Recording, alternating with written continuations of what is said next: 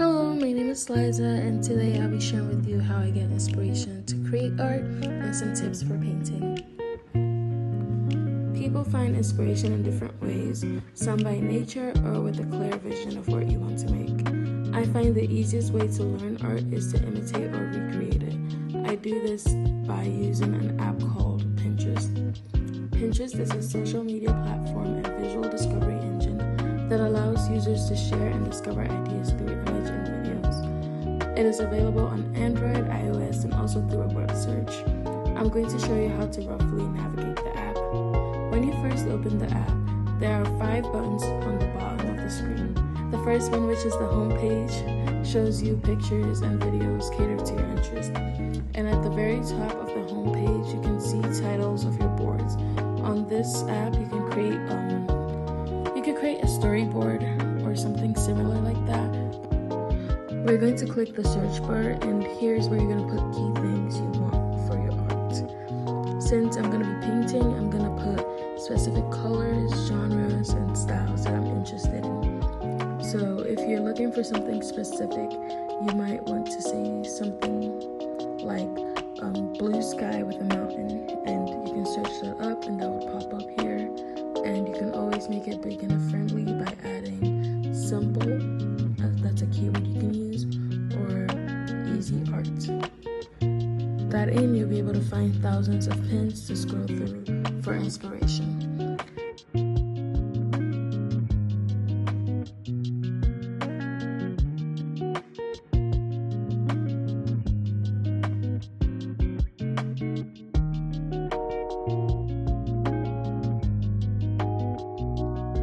For my painting, I've already found my inspiration from Pinterest, which was not easy at all.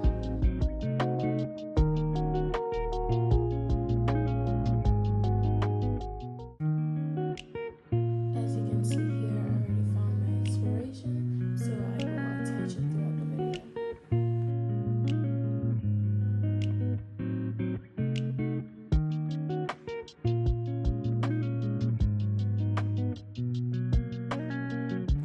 To start painting, you'll need a canvas or painting paper.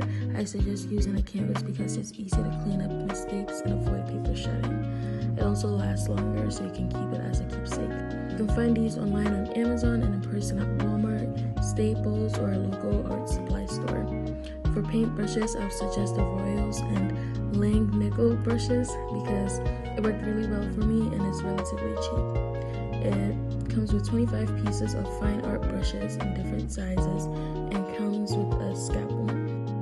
You can find this at Walmart for less than $7 and a paint palette for less than $1. Next, you need some paint. I'll be using acrylic paint for this work since I'm more familiar with it. A brand I would recommend is the Apple Barrel brand because they make acrylic paint in different sizes and multiple colors, and it's also really easy to clean up. They sell them individually and in packs, so I would recommend getting it from Walmart because it's also cheaper than most stores you can find.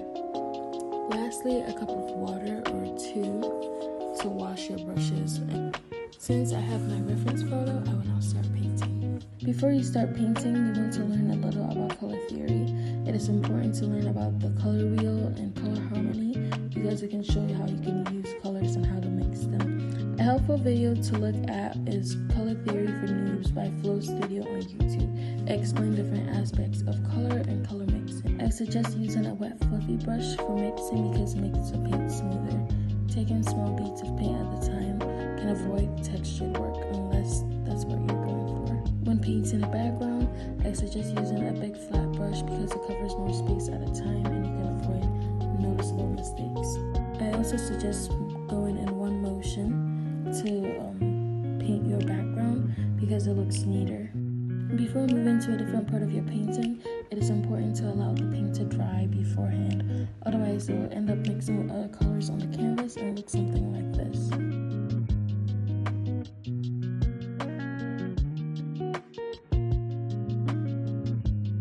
Make sure to wash your brushes after each use to avoid creating unwanted shades of colors.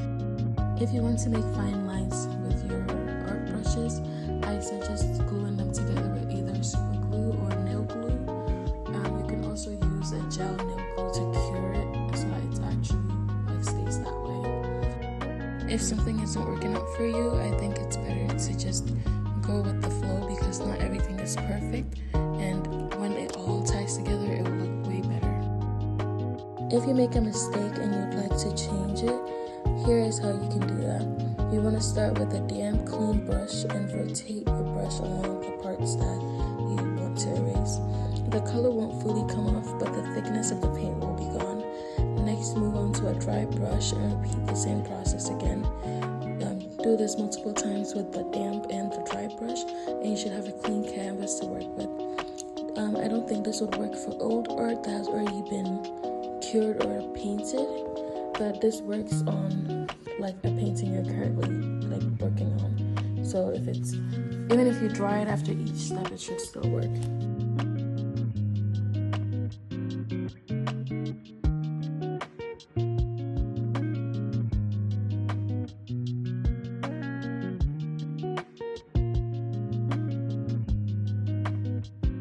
My last advice is to date and name your artwork. This is just so you personalize your work and you have a timestamp and a unique name of what you've done. I usually like to make an artist name for myself, which is May, so I usually write that on the side of my canvases, and it just makes it more thoughtful, I think, for you that you sat down and you took time out of your day to make this art.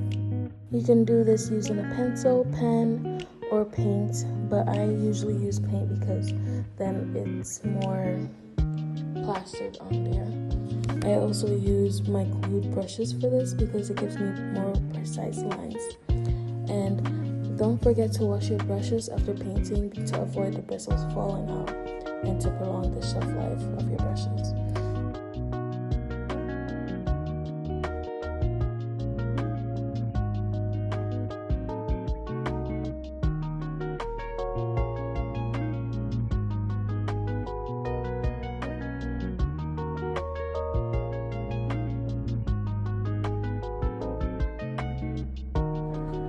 These are the paintings that I made using the exact same process, so I hope it works well for you as well.